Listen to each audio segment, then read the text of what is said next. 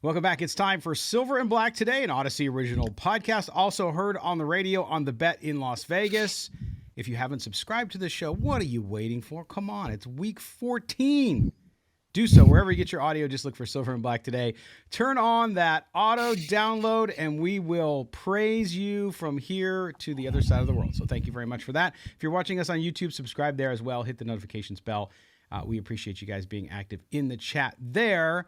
I am Scott Gulbransen, your host, and as always, joined by my co-host, that is Mr. Moe Moton. He is the senior NFL writer at Bleacher Report. You can catch his work there, including his Bleacher Report lives before and after every Raiders game. Plus, you can catch his Raiders-specific work up on sportsnot.com, where he's a Raiders columnist. You can also catch my work there, both video and in the written format. So check out sportsnot.com. We appreciate you guys being with us today. Coming off the bye week. Yes, no Raider football on Sunday, but you guys are all active, at least that I could tell, in social media. A lot of stuff going on, Mo. And we're going to jump around and talk about a bunch of stuff, but we also want to talk about the Raiders getting ready after this bye week. But it's always interesting how the gap of content and discussion is filled in a bye week for the Raiders, because we saw a couple things, right? We saw a couple things, and I'll bring it up. And I know, before you start typing in the comments, rent-free in your head, chill out. Derek Carr had a tough game with the Saints again. He's having a tough season there. Also got hurt, so I hope he's doing okay. An injury is never something you cheer for, whether you love a player or don't like a player. You never cheer for that. But we saw a lot of Derek Carr conversation. We saw a conversation about coaching candidates for the Raiders, which is remarkable because now I think we're down to all sorts of names. I think maybe even JFK Jr., who there's a conspiracy that he didn't die in that plane crash, and so now maybe he's a candidate for the Raiders coaching position. But anyway, Mo, it's a bye week, so right, everybody's filling their time with some good discussion, some nonsense, and then, of course, some infighting that happens in every fan base. But getting into this weekend, the Raiders, look at the AFC West. This is where I wanted to start, man. Because, listen, I know people will be upset with me, but the Raiders, while technically still alive in the playoff race, are not going to make the playoffs, okay? They're not going to make the playoffs, but they can play spoiler. They can have a huge impact on this very close AFC race, including the AFC West, because the Kansas City Chiefs lost on Sunday to the Green Bay Packers now, and you pointed this out on X.com, Mo. The Packers have now beat the Lions and the Chiefs in consecutive weeks, and Jordan Love looks like he might actually be their franchise quarterback. So the AFC continues to be wild. I mean, it's crazy. The Raiders are on the outside looking in. Had they won a game against Kansas City or the game against Miami, we might be in a little bit of different position. But this AFC is just wacky. I'll take a step further. Had they fired Josh McDaniels before the Bears game and started Aiden O'Connell, I think they could have beat the Bears with an undrafted rookie quarterback. That was probably the one game I could say that really hurts if you're a Raider fan is that Bears game. There's no way the Bears should have shellacked the Raiders. I don't care if you're going east, going to the Midwest, going to Saturn, going to Jupiter. I don't care where the Raiders are traveling. They should have beat the Bears in that game. And there was no way Brian Hoyer should be on the field. But getting to your point about the AFC West, I know there are some fans that say we're going to hold out hope for the Raiders making the playoffs until they're mathematically eliminated. So technically, I would say if the Raiders wanted to, let's just say if you're a fan of positive outlook, if the Raiders want to make the playoffs, realistically, they're going to have to win 4 of the next 5 to even be in the discussion, which will put them at 9-8, right? And even 9-8 may not get them in with the way the Texans are playing.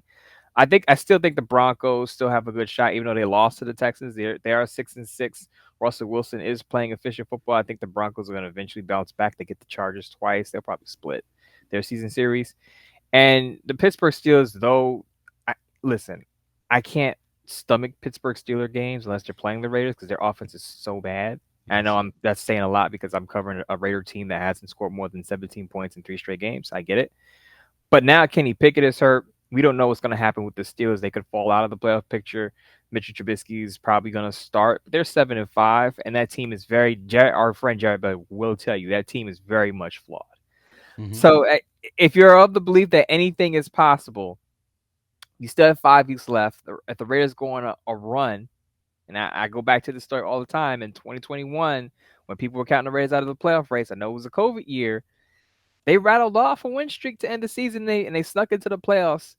Oh, not snuck in. They got in, I believe, as the 5th seed, and they played the Bengals pretty close, who eventually went to the Super Bowl. So if Antonio Pierce and Bo Hardegree have the magic sauce to get the Raiders offense back on track, who knows what could happen. But one step at a time, you got to get through the Minnesota Vikings. Now, if they lose that Vikings game, it's cash money done. You're not making the playoffs, Oh definitely yeah. not at 5 Well, and 8. see, and I understand, and look, anything can happen. So you always have that piece out there Yeah. because anything can happen.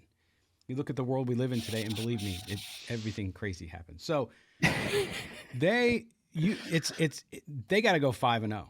I think. I think to have a chance in the playoffs. Okay, Yeah. that's a Real. tough road, especially when you got to go to Kansas City on Christmas and win. But who knows? Every year, as you know, to the chagrin of someone, probably you, Mo, because you got to listen to it. Um, I do my night before Christmas. 'Twas the night before Christmas Raider version, and this time maybe Al Davis, the jolly old Al Davis comes down and brings them a win in Kansas City. You never know. But either way, look, the AFC is crazy. You see teams, and remember, and our good friend Murph, who is always glass half full, which I appreciate, and he's a fan, and he does his thing. But he talked about winnable games, and I'm looking at this stretch, and I see the Vikings. I agree. I think the Vikings, who knows where they're at. But then you look at the Colts. The Colts have won, what, 4 in a row now, right?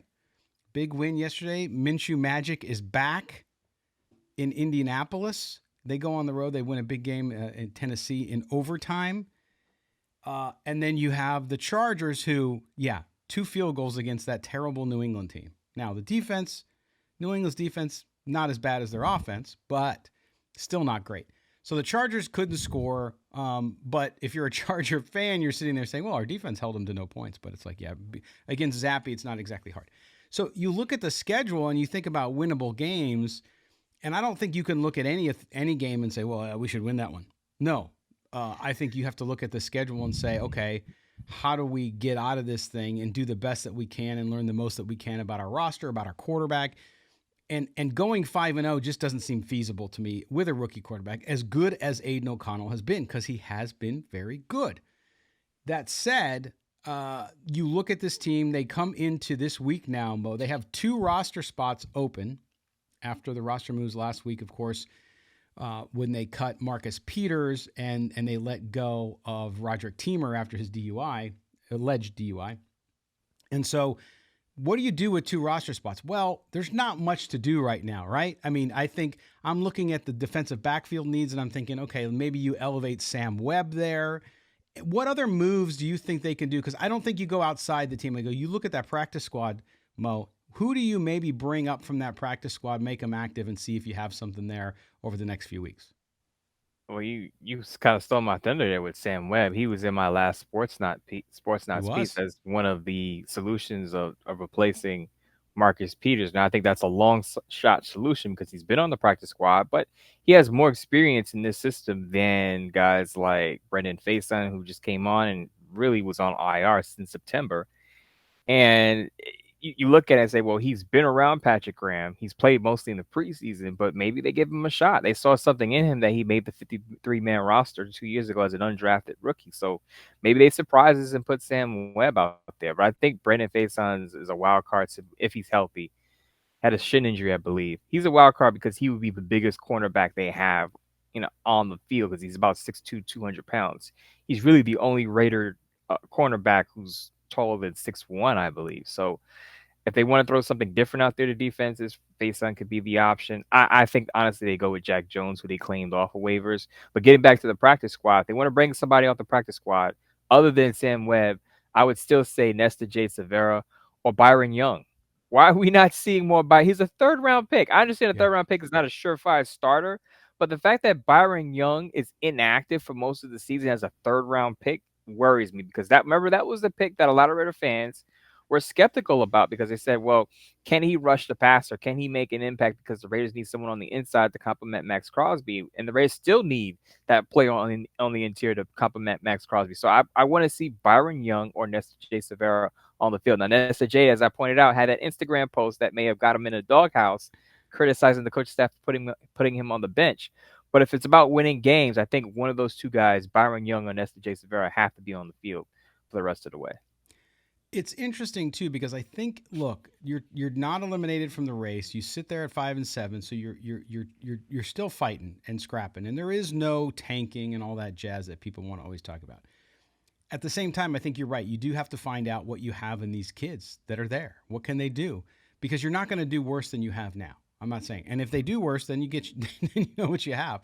Another name that popped out at me as you were talking, I looked up the practice squad, and it's a guy I completely forgot about. I mean, literally forgot he was even on the Raiders roster. And it makes sense because with the uncertainty around Josh Jacobs next year, a guy that we talked about during the preseason, Sincere McCormick, is on the practice squad.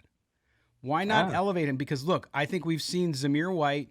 I think we've seen Abdul. I don't think those guys are the answer. I don't think they're long-term solutions at running back. I'm not saying Sincere McCormick is either, Mo. I wasn't overly impressed during the preseason with him, but why not give him a shot? You're going to need somebody to come in there. I think this is the time when you start working a little bit of rotation and start seeing what you have there.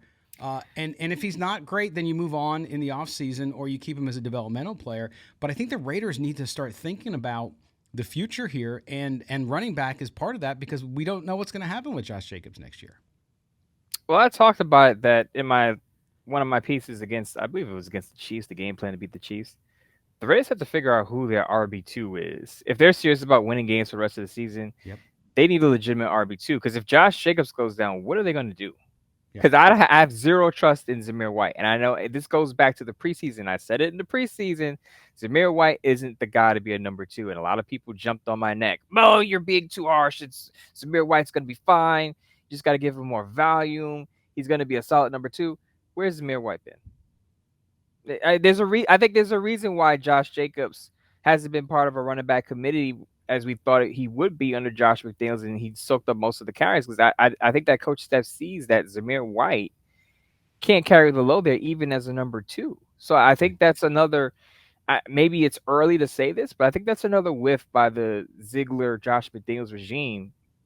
I know it's a 4th round pick, Zamir White, but at this point in time, toward the end of the season, as you said, you're going to need more of a rotation at running back, especially with Josh Jacobs taking the load he's taken on over the last 2 years. So he's had a ton of carries. Remember, he led the league in carries last year. He's got a ton of. He has a big workload this year. We all know now, knock on wood, he's been relatively healthy and hasn't had to hobble off the field, but you got to have someone as a change of pace running back. You see that across the league now. There are very few workhorse running backs, and even the workhorse running backs, even the Derrick Henrys of the world. The Titans drafted Tajay Spears, so there are change of pace backs on these other teams with workhorse running backs, and Raiders have to figure that out. Who's going to be the number 2 behind Jacobs? And you bring up a good point because going back to the preseason, that's what we heard from the former regime was that there would be more of a rotation at running back to give Jacobs a spell. Now, even if Jacobs gets 20 carries a game, that to me, I think for this offense to be really humming, you should have close to 30 carries a game from a running back, right? Not a running back, but from your running backs. So if you get 15 to 20 to Josh Jacobs and 5 to 10 to the RB2, that's where you should be, right? You should be in that space. And to your point, that's where I think you got to find out. And they haven't found an RB2. They just haven't. So it's going to be on the long list of players they need to think about when they go into the offseason because those situations are huge. I mean, because, again, Josh Jacobs, I don't care who the new coach is, whether it's Antonio Pierce or it's someone else, and whether the GM is Champ Kelly or somebody else, they're going to have to make a decision on Josh Jacobs. And I just don't see the Raiders giving a big contract to him after this year, even though he's done well at times. Not all his fault, clearly. But I just don't see the team going in that direction, so we'll have to see. What else do they need to do? I mean, look, Aiden O'Connell, I don't care if Aiden O'Connell throws 5 interceptions in a game, and hopefully he doesn't. you got to keep him in there. You just got to keep rolling with Aiden O'Connell. There's no sense in going any direction unless he, knock on wood, got hurt or something like that. He's the guy the rest of the way. I think you're seeing from him development, and these next 5 games will determine what they're going to do with him. Either way, Mo, I don't see this organization, especially where it's at, saying Aiden O'Connell's our guy, so we don't need to worry about quarterback. You and I have talked about this numerous times here on the show. They will be in the market for a quarterback, whether it's moving up in the draft in the first round or it's getting a player where they sit in the first round or in the second round. It could be there too. But if they want a bona fide, I think, top-notch quarterback, difference maker, franchise guy immediately, they would have to move up. I don't think they can move up to number 1, but they might be able to move up for a Drake May or someone like that, whoever goes 1 and 2. I think Caleb Williams is still going to go number 1. But that quarterback position is going to be interesting because that's where I don't think people need to get upset about Aiden O'Connell. If he does really well, great. But he's not going to be the guy you say, hey, we're going with him. He is our guy for the next 10 years because we just don't know that. And I don't think we'll know that even after 5 games. I said this last show. I said Aiden O'Connell can do very little right now to sway me from wanting to draft a quarterback. Outside of the Raiders going all the way to the AFC Championship game, which I'm sorry, fans, is probably not going to happen. Outside of that happening, there's nothing Aiden O'Connell could really do in this final stretch of 5 games to say, you know what, we don't need to draft a quarterback in the first or second round. We're good with Aiden O'Connell. And I partially say that because, one, I prefer a mobile quarterback. We've seen Aiden O'Connell now, though he has improved in the pocket, he'll never be able to be a naturally mobile quarterback. You just don't go from being what he is to being functionally mobile. Doesn't happen. And in today's league, I'm going to say this again, in today's league at the quarterback position, you need more than a passer. You need a playmaker. And what I mean by that is you need someone who's going to be able to evade pressure when the offensive line breaks down, extend plays, make off-platform throws, improv plays. You need all of that at the quarterback position in today's league. And Aiden O'Connell is very limited in those off-platform, improv, on the move type of throws. So the Raiders, to me, they just have to modernize their quarterback position. I think Josh McDaniels was stuck in the past. He wanted a bunch of pocket passers. Jarrett Stidham, who he had last year, is probably his most mobile quarterback. Now you got Brian Hoyer, who's a 38-year-old statue. You got Aiden O'Connell, who could barely move. Jimmy Garoppolo has some movement, some functional movement, but he's not the most mobile quarterback either, and he gets hurt. Right. Raiders need to modernize their quarterback position. Get a mobile quarterback. Get a guy who can throw on the move.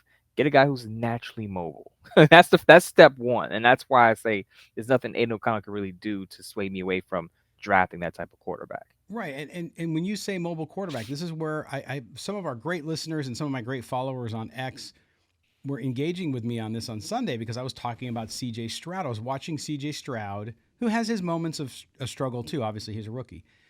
He's broken every rookie record there is, though. But anyway, I saw him move in the pocket, get flushed out of the pocket. The pass rush was huge, and he steps out, looks downfield, and is moving and finds, before he got hurt, Tank Dell for a 26-yard gain on a play that if you're a pocket passer, it's a sack. There's no question. You're done. You're a sack.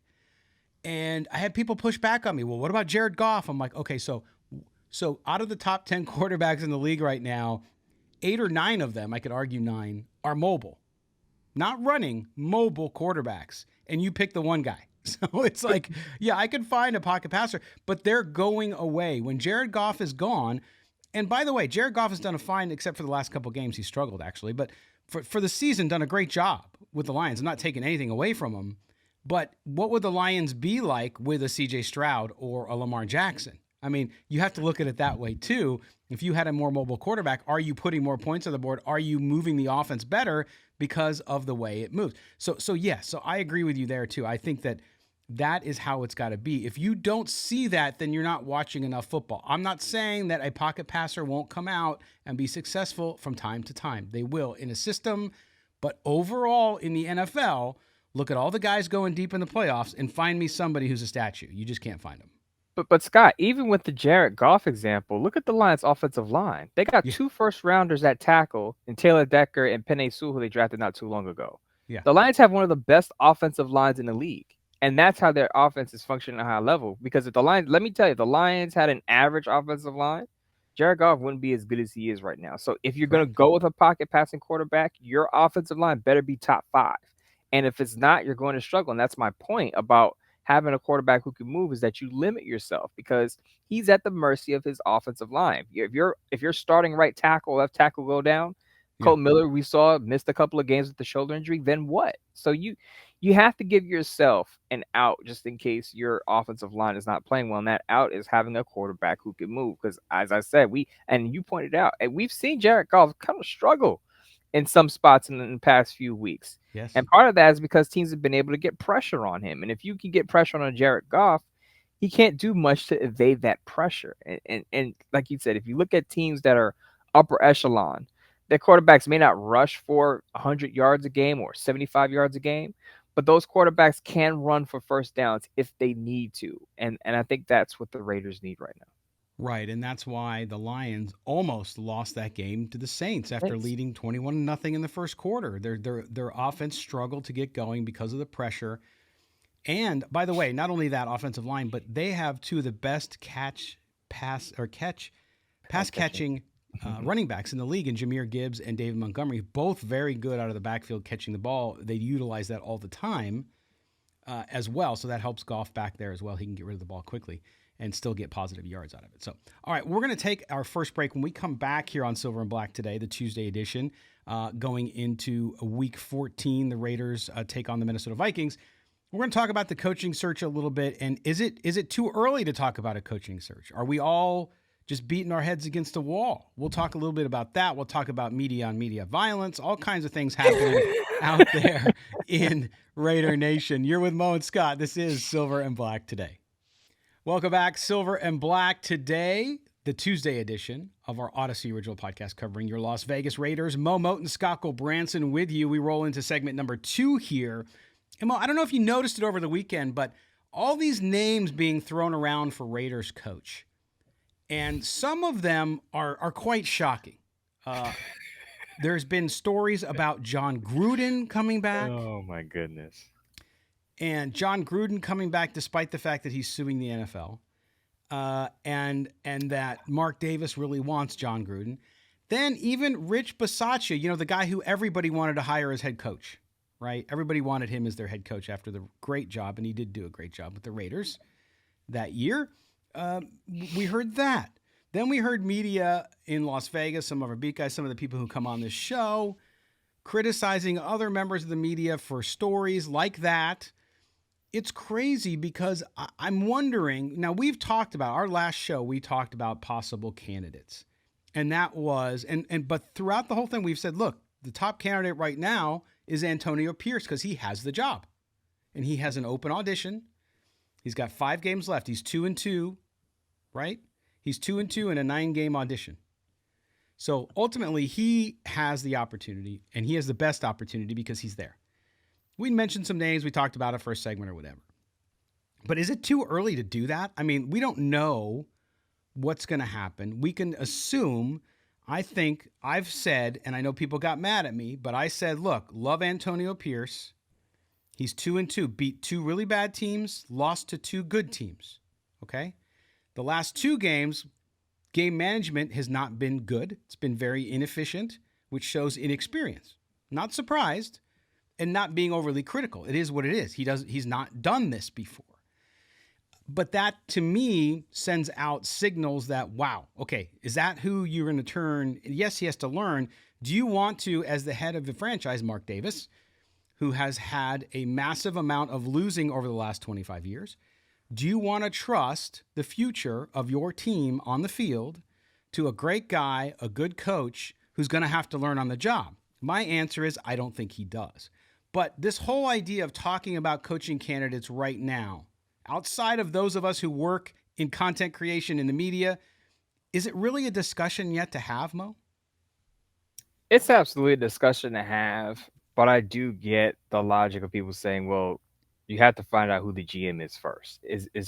Are the Rays going to retain Champ Kelly, and is he going to pick a head coach of his choosing, or do you go out and get another GM and have that GM pick a head coach of their choosing. So I understand the GM should always come first because you want that GM, as I've said on the show, you always want that GM to have a long term vision to counter or complement a short term vision of a head coach. They should work hand in hand. One guy shouldn't have, complete autonomy over the other. And that's what you're seeing in some of the stories out there about Dave Ziegler is that he just acquiesced to whatever Josh McDaniels wanted. And that's what you don't want because that was the same situation with Gruden and Reggie McKenzie and then Gruden with Mayock is you felt like Gruden was making all the decisions, right? And you need a GM, you need a front office executive who's going to push back and say, no, we need to do it this way. We need to draft this player. We need to sign this player because long-term vision again takes into effect.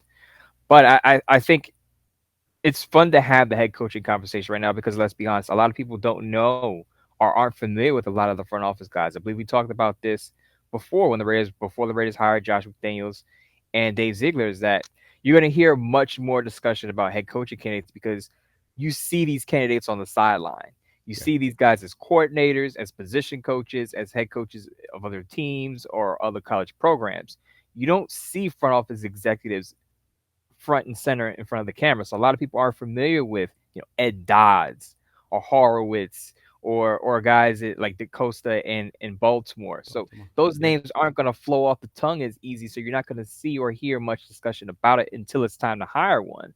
But I think logically speaking, you hire your general manager and then your head coach. But the head coaching discussion always gets more play because those candidates are more known than the front office executives. Yeah, and I think the interesting part of the discussion that I see amongst fans and even some folks in the media is this idea that boy, we tried a coordinator last time. We tried Josh McDaniels and it was a disaster. So we shouldn't go that direction. Just give it to Antonio Pierce. And I'm always blown away by that because look, I don't care if it's waking up tomorrow, folks. There's no guarantee in life. It doesn't matter. It doesn't matter. There's no guarantee. So you can say, well, you could bring in a coordinator. Look at all the coordinators who have failed. But I would say also look at the coordinators who've succeeded, like Mike McDaniel in Miami, like Dan Campbell, who was also an interim head coach in Miami for a little bit, by the way. You have all of these guys. D'Amico Ryans down in Houston. He's a defensive guy, but look what he's done there in Houston. So you have to look at it from the perspective of who has experience. So when you say, well, an offensive coordinator, like I'm on the Frank Smith bandwagon. You know that we talked about that last time. Well, he doesn't call the plays in Miami. Well, he does have input on the plays and he runs the offense otherwise. And he also has a pedigree. He's went through coaching positions, just like Antonio Pierce now has. And he moved his way up to coordinator, and he's been very instrumental in that offense in Miami. The same can be said for Detroit. So you look at the same things happening there, and you want a guy who's had to run something. So that's my main issue with Antonio Pierce. He's a good coach. He's a good motivator. He gets the team ready to play. All good. They like him. That's great. But he has not ever been in charge of, at the NFL level, a unit of offense. He's been in charge of a position. So he has less experience than those coordinators. And so when you look at possible candidates, that's why I do agree with people saying don't get retreads. Okay. Harbaugh's the only one I hear out there, sort of, if you want to call him a retread. He's been away from the NFL for a while, but he's also been very successful at every position he's had. So you look at that and you have to take it into account. Again, people get really emotional about this. And Antonio Pierce, because people feel he's one of us, want to give him a job. That is until the next year. And I'm not saying it would happen, let's say it happened. They came out in the next year with Antonio Pierce as a permanent head coach, and they win 2 of the first 10 games. That ain't going to be the narrative anymore. People are going to be, what's going on? Why aren't we winning? Why aren't we hiring this guy? Blah, blah, blah. So I think when you look at it, you have to look at it holistically, and there are no guarantees. There's always risk, but you have to make the best possible hire that you can at the time for what your team needs. And, Mo, this is important, and for where the league is going. Someone who's going to get you, along with a GM who's got the same kind of mindset, to the next level, to be able to compete with the Kansas Cities, the Baltimores, and so on. So I have a lot of things to say about this, and I had so much that I had to jot down notes. I was listening to you, but I also had to jot down notes because I Yeah. didn't want to miss anything. Now, to your point about people pushing back on Frank Smith, oh, he doesn't call plays in Miami. Guess what? Mike McDaniel didn't call plays in San Francisco. That was Kyle Shanahan. Right. Guess what? Kevin O'Connell, the Minnesota Vikings head coach, did not call plays in Los Angeles under Sean McVay. Right. But like I said, those guys fairly successful offenses where they've been. So you can't count on a guy just because he didn't call plays. If he was part of an operation that was successful and running things smoothly, you have to consider him because he obviously knows how things should look and how things run. So Mike McDaniel and Kevin O'Connell are the prime examples of offensive coordinators who didn't call plays at their previous job before they became head coach. So we can toss that out. The other thing I want to get to is the Antonio Pierce thing about people wanting to give him the job now. Now, Murph, if you're listening to this, I love you, Murph. Great guy. You know you're my guy, Murph. But a lot of Raider Nation wants to give Antonio Pierce the job without seeing the results. And I'm asking, when has that ever been a valid argument? Without getting the results of something, you just give the person a job? If you're hiring somebody for a position, you don't care about the results? You just say, "I'll give him the job" before he even finishes his audition. How often does that work out where you make the mistake of settling on a candidate? And I don't want to say settling because Antonio Pierce, we don't know if it's a settle or not. We'll see in these last 5 games. But when has it ever worked out for you when you had a person in and you said, okay, without seeing all the other candidates, without him finishing his audition, without him filling out his resume, I'm just going to hire this person based on what I see off of a small sample size. I think that's the same mistake that Mark Davis made last year because if you read Tashawn Reed's column in The Athletic, he wrote about Mark Davis's head coaching search before he hired McDaniels was before the offseason even hit. He had it in his head that he wanted to hire McDaniels. He kind of just zeroed in on McDaniels, and you see how that worked out. Mm-hmm. You have to open up the net of your search. You can't just go, this is my guy, without even seeing all the other candidates, without seeing the results of the rest of the season, which is crucial, by the way. You don't make a decision on a candidate before the year is done. Results do matter. The NFL is still a bottom line business where wins and losses still count. You can't hire a guy just because you like him. You have to see the results. These last 5 games do matter for Antonio Pierce and his resume. And not only that, but again, these same folks, I think the same people that I hear from, direct message and otherwise, who are all, "Oh, Antonio, just give him the job. We're always looking outside. We got one of our own." Again, if they were 2-10 next year, you'd be the first ones on there telling me to fire the guy.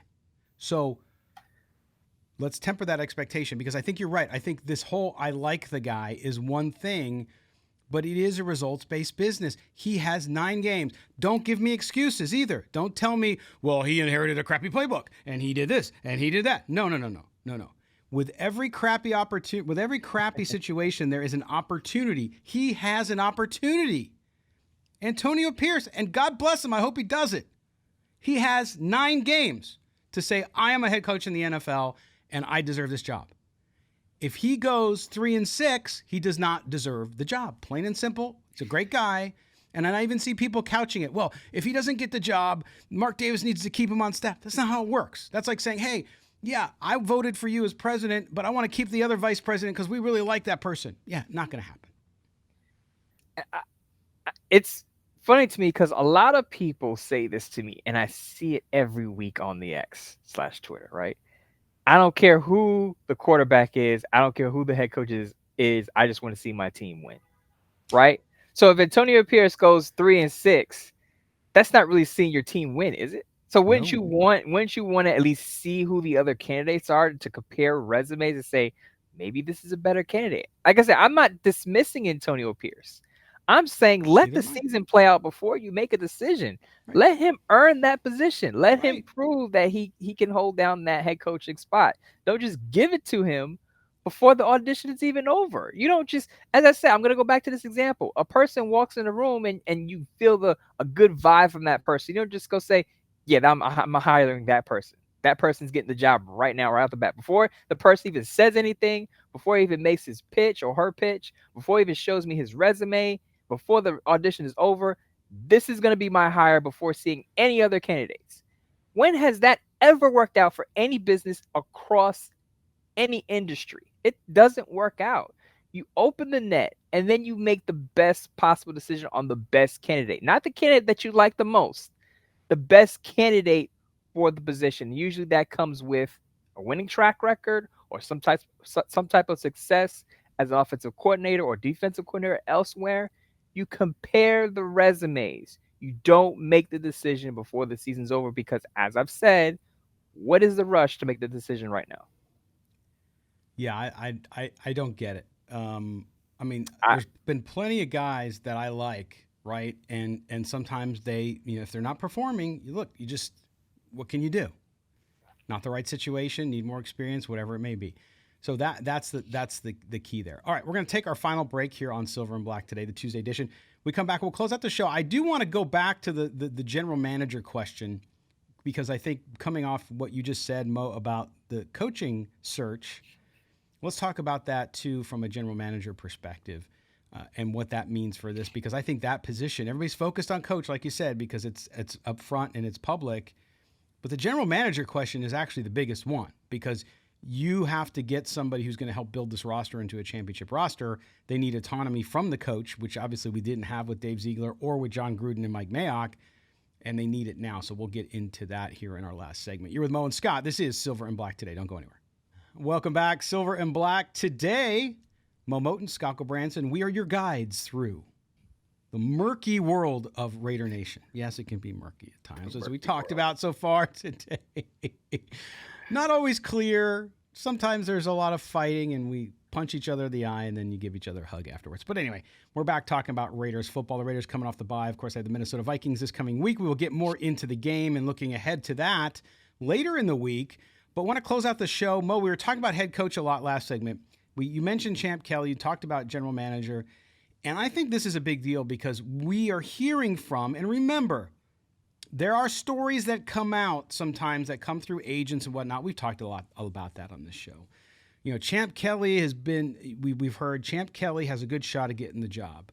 I agree, he probably does. We also heard Mark Davis was kind of high on him and maybe was going to hire him as the GM before. Instead, he went with Dave Ziegler because Josh McDaniels the connection there. So does that help or hurt him, Mo? To your point, Mark Davis has said about the coaching search, I'm not going to do what I did last year. I'm not going to say I have my eyes set on one person. I'm going to keep an open mind. I'm going to evaluate. With the general manager, especially since he's in-house and apparently he's had respect and liked him before enough that he might have hired him before, does Champ Kelly really have that much of an advantage, or do you think Mark Davis is going to take the same approach with GM as he's going to take with head coach? I think he's going to take the same approach where he keeps an open mind, and he should. But I think it's fair to say that Champ Kelly has the inside track to the job. He's the front runner, and not just because he has the current interim position like Antonio Pierce, but because Mark Davis has already come out and said he would have hired Champ Kelly as the general manager if he didn't hire Josh McDaniels and Dave Ziegler as a package deal. So that lets you know that he was very high. Champ Kelly obviously impressed him in the interview process, and that means a lot because now you can kind of, if you're going to interview him again, you can kind of rehash, okay, now that Josh McDaniels and Dave Ziegler are out of the picture, what is your plan? It's kind of like a follow-up, almost a second-round interview after you've had your first one a couple of years ago. So I think that helps Champ Kelly. That familiarity with Mark Davis also helps him. So I think there's more of a chance that Champ Kelly keeps his job than Antonio Pierce keeps his job, unless Champ Kelly then says, if I'm GM, I want to hire Antonio Pierce. Then that's another package deal situation, and I understand that because you kind of want to keep the synergy. And the one thing I will defend some Raider fans on is I think they want to keep Antonio Pierce and Champ Kelly because they don't want to do a full-blown rebuild. So I've seen the argument. This argument is valid that if you're bringing a new GM and a new head coach, they're going to want their guys. Mm-hmm. And you're going to have to get rid of some of the guys that the previous regime has drafted and or signed. And then those players are going to have to learn a new system, and then you're starting the cycle all over again. And, you got to go through the learning process and blah, blah, blah. So I understand that part of it. So I kind of get keeping Champ Kelly because then it's not – he was part of that front office that drafted Tyree Wilson, Byron Young, and Michael Mayer. So there is a commitment to develop those guys because that was part of your draft class. So I get it. But as I said with Antonio Pierce, right, you have to go through the full interview process. Let the season play out. The Raiders have made some moves to bring in guys who could make an impact in these final 5 games as part of a GM's job to bring in guys off the street, and hopefully they make an impact. You got to replace Marcus Peters. Part of that is also GM work when you sign guys. So we'll see what Champ Kelly, where he is at the end of the season as far as the moves that he made post Dave Ziegler. and we'll evaluate that in totality and what those players have done on the field in a short stint, albeit. But I think he has a better shot of keeping his job than Antonio Pierce. But I would say he's definitely the front runner for the spot. Yeah, and I don't disagree with any of that. I think it all makes a lot of sense at the same time. And I listen, I understand Raider fans too. The amount of rebuilding and restarts that they've been through is exhausting. Yep. It's exhausting. But I will tell you this. There are numerous examples from around the NFL where there's been complete turnovers, and within a year, things are much better. Or 2 years, they're in the playoff. So I think that it's not impossible. Because the Raiders haven't been successful at doing it doesn't mean it can't be done. Now, I know what you're saying there. Well, Mark Davis hasn't done it successfully, but you pick the right people, you put them in the right situations, and leave them alone, and they can. So we'll have to see. That's why these hires are important. And I agree with you. Champ Kelly is well respected around the league. And I want to dive deeper into, like, what did he do in Chicago? Because Chicago's a mess. Now, they've had coaching issues there, of course. But they also they've missed on a lot of draft picks. Was that Champ Kelly or not? Which draft picks was he responsible for? Wasn't he responsible for? I think it's worth exploring, but at least you know that you have somebody there who has capability. He has interviewed for the jobs. And that's the other thing. If the Raiders can somehow do well towards the end of this year and Champ Kelly's name gets up there, he might have other offers too. You never know. But it'll be interesting to watch. And that's something we're going to have to, I think, address over the next several weeks as we get towards the end of the season, is kind of where does this search go? Are there other GMs that are hot, that are possible, that are better fit? Maybe there aren't, but he certainly, like Antonio Pierce, has the opportunity to audition. Not a lot to be able to do with the roster, but there is some. And again, it's also about establishing the culture within the building and doing all that. And obviously, it sounds like he's doing a great job of that. One thing I will say is that I don't want another head coach basically picking his general manager, because usually that means that the head coach has full autonomy and that general manager has zero to very little power in constructing a roster. I want the Raiders, though we are talking a lot about head coaching candidates, I do want the Raiders to hire the general manager, have that general manager pick a head coach, and have those guys be able to have conversations, real conversations about how to construct the roster. And they both have some power over the roster personnel, not just one person. Agreed. All right. Well, we're going to have an interesting week. We'll talk about the Raiders and the Vikings coming up here on our Thursday show. Hopefully, we're going to drop another mailbag as well this week on Wednesday as our goal. We'll see what that goes. I think we should. Wednesday or Friday at the worst, but we will do that. Mo, we got about 2 minutes left. Tell everybody what you got going this week on Bleacher Report, on Sports Not, and, of course, with your Bleacher Report Lives. Bleacher Report Live coming up at noon Eastern Time, 9 Pacific. So you're going to have to get up early. Have your breakfast, have your grits and eggs, whatever you eat, your waffles, your toast. And we'll talk Raiders early on Wednesday. And as usual, I'll leave my Sports Not piece as TBD, to be determined. It'll be something related to their matchup against the Vikings, on how to maybe attack the Vikings defense and what's going on with the Vikings offense, because there are questions about who's going to be their quarterback after Josh Dobbs stunk it up on Monday Night Football against the Bears. There you go. And for me, look up on Sportsnet. I'm going to have, but it was no accident, I'm going to have a piece on Champ Kelly coming up on Sportsnet. So just look out for that one. And we will be back later in the week. Make sure you subscribe to the podcast wherever you get your podcasts. Mo, I will talk to you excuse me if I can talk. I will talk to you later this week. Sounds good, Scott. All right. I want to thank you guys all for being with us. For our producer, Mike Robier, for everybody here at Silver and Black today. Have a great week, and we'll talk to you on Wednesday with a mailbag, and we will talk to you Thursday. Yes, Thursday for our regular show where we'll preview the Vikings. For everybody here, have a great week. Take care.